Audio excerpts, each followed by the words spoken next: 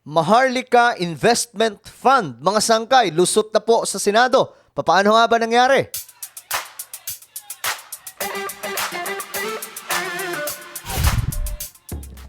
So ating alamin ngayon mga sangkay ang balita tungkol po dito sa kontrobersyal na usapin sa ating pamahalaan o sa ating bansa. Ito pong patungkol sa Maharlika Investment Fund na ngayon umano mga sangkay ay mukhang lumusot na nga po sa Senado. Ang tanong dito, papaano nga ba nangyari at nakalusot po ito sa Senado? Anyway, bago po tayo magpatuloy, pakicheck po muna sa ibaba kung kayo na po ay nakapag-subscribe. At kung hindi pa mga sangkay, alam nyo na po ang inyong gagawin.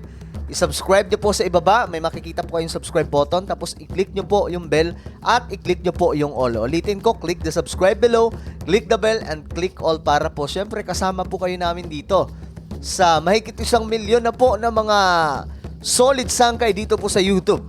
Alright, so ito na mga sangkay. Tingnan po natin ang balita tungkol po dito. Maharlika Investment Fund Bill aprobado na ng Senado. So, paano kaya nangyari ang botohan na ito mga sangkay? Makalipas ang 12 oras na debate, Grabe, ilang oras? Mahigit Makalipas ang 12 oras 12 oras na debate. inaprubahan na po sa Senado ang kontrobersyal na Maharlika Investment Fund Bill. Sa lumusot na bersyon ng panukala, bawal mag-invest ng mga state insurer gaya ng GSIS at SSS sa Wealth Fund. Nasa frontline ng balitang yan si Camille Samonte. Yun. Ladies and gentlemen, Senate Bill number 2020 is approved on third reading. Aprobado na po, mga sangkay. Congratulations. Sa botong 19 yes, isang abstain at isang no. Grabe. Grabe naman yung botohan na yan. Halos yes lahat mga sangkay. Isa lamang po ang nag-abstain. Isa lamang po ang nag-no. Hulaan ko na po yung nag-no. Hulaan ko na po. Isang babae na senador. Okay? Isang babae na senador na kinaiinisan ng marami. may pagkalutang din po mga sangkay na senadora. Tingin ko lang mga sangkay para sa akin. Ayan po, 19 po yung nag-yes at isa po ang nag-abstain, isa naman po ang nag-no. At siguro naman may ideya na kayo kung sino itong nag-no.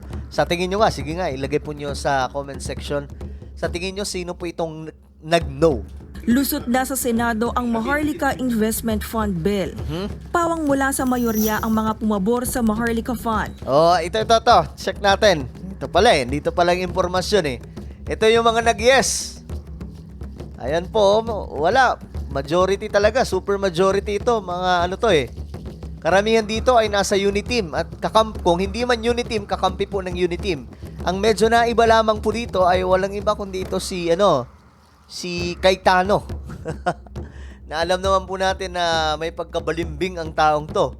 But the rest, mga sangkay, yung iba dyan, hindi naman po part ng Uniteam. But, ano po sila? Hindi sila part ng Uniteam, pero sila po ay sumusuporta kay PBBM at wala po silang masamang dito. Tinapay, mga sangkay. So, ayan na nga po. Tingnan po natin kung sino naman ang nag-no. Ako, nahulaan ko na kung sino ang nag-no eh. Pumabor sa Maharlika Fund, si Deputy Minority Floor Leader Risa Hontiveros. Ayun, ang nag-no. Sinasabi ko na nga ba sa hula? O, di ba? Mga sangkay, yan po yung nag-no. Si Senator Risa Hontiveros. At di na rin po nakapagtataka itong kay Senator Nancy Binay na nag-abstain. Alam naman po natin yan mga sangkay kung sino po yan. Diba nga po, halos magkasing kulay po yan sila ni Senator Risa Hontiveros. At ito pong mga absent, ito po si Chis Escudero.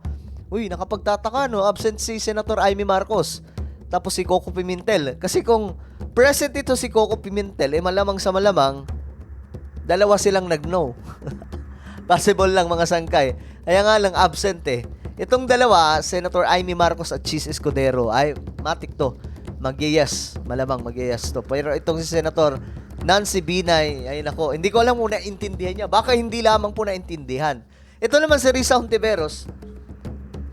Malamang sa malamang, ang dahilan yan, bakit nag-no? Dahil nga po, anti-government po siya.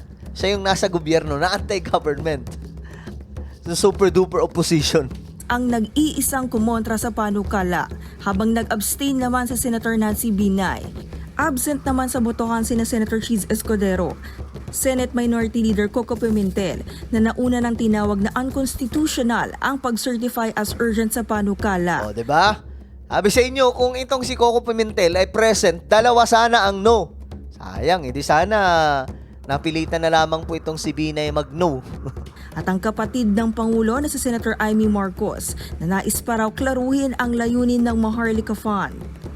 Pasado 2:30 ng madaling araw, Grabe, 2:30 ng madaling araw. Ang bira, puyatan na. naipasa ang Maharlika Bill matapos ang halos 12 oras sa debate at pag-amyenda. Grabe naman yon. Lumusot ito sa ikalawa at ikatlong pagbasa sa parehong araw kasunod ng utos ni Pangulong Bongbong Marcos. Yun, narinig nyo yun mga sangkay, di ba? Yung balita na mismong ang Pangulo na po ng Pilipinas ang nag-utos na bilisan na sa Senado.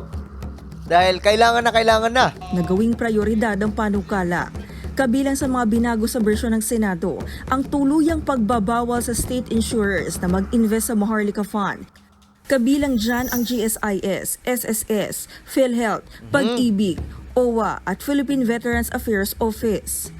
Majority ng mga senador ang pabor sa pagtanggal nito matapos punahin ni Senator Hontiveros ang anyay backdoor provision sa panukala. Sa orihinal kasing bersyon ng Senado, nakasaad na pwedeng mag-invest ang GSIS at SSS basta't aprobado ng kanilang mga opisyal. We would like to ensure that the pension funds and the aforementioned funds would not be touched, Your Honor, to at least preserve this, because we have had experiences in the past where the hard-earned money of our people were lost. So this is the amendment, Your Honor, we submit. Kukuhanin ang pondo ng Maharlika Investment Fund sa government financial institutions. Tig 50 billion pesos mula sa national government at Grabe. Land Bank of the Philippines. 25 billion pesos naman ang mula sa Development Bank of the Philippines. Yan po ha, mga sangkay, klaro na. Yan po yung pagmumulan nitong pondo. National Government, 50 billion. Land Bank, 50 billion. DBP, 25 billion. So gagamitin po ito sa marami pa mga proyekto sa ating bansa at pagpapalago po ng ekonomiya. Bank of the Philippines, babayaran agad ng Land Bank at DBP ang kanilang parte sa Wealth Fund, habang ang national government ay pwedeng magbayad anumang oras. Pangungunahan din ng 9 na opisyal na tatayong Board of Directors ang Maharlika Fund. Ang Finance Secretary ang tatayong chairperson. Ang Chief Executive Officer naman ng Maharlika Investment Corporation ang tatayong Vice Chairperson. Kasama rin dito ang Presidente ng Land Bank at DBP. At 2 regular na direktor at 3 independent directors mula sa pribadong sektor. Ipinanukala rin ni Senator Hontiveros ang mas mabigat na parusa sa mga mapapatunayang gagawa ng anomalya sa Wealth Fund.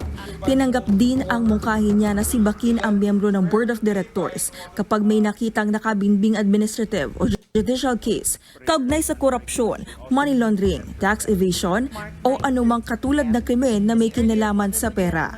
Nagbabalita mula sa Frontline. Okay, guys, ano po ang inyong opinion tungkol po dito mga sangkay na ngayon naaprubahan po. Ito po yung mga bumoto. Ano ba yun? Ayan, ito po yung mga bumoto mga sangkay. Ito po yung mga nag-yes. Zubiri, ano ba to? Ligarda. Ayan, mga sangkay. Kilala nyo naman yung pangbubuka ng mga yan. At ito naman yung ito yung nag-no, si Risa, abstain, si Nancy Binay. Yung mga absent po, sila Cheese Escudero, Amy Marcos, Coco Pimentel. We don't know why, bakit sila po nag-absent. Pero para sa inyo mga sangkay, kayo ba ay approve din? Kayo rin ba ay approve dito sa Maharlika Investment Fund Bill na ngayon ay lumusot na po sa Senado? Naku po, i-comment nyo lamang po sa ibaba ang inyong mga opinion. And now, inimbitahan kita to please subscribe my YouTube channel. Ito po yan. Sangkay Revelation. Hanapin nyo po ito sa YouTube. At kapag nakita nyo ng mga sangkay, ang gagawin nyo lamang, i-click nyo po yung subscribe, i-click nyo po yung bell at i-click nyo po yung all. Ganun lamang po kadali. Dito po kasi tayo nag-upload ng mga video patungkol po sa mga nangyayari sa ating mundo ngayon related po sa Biblia. Okay? Ako na po ay magpapaalam. Hanggang sa muli, this is me, Sangkay Janjan. Palagi nyo po tatandaan that Jesus loves you. God bless everyone.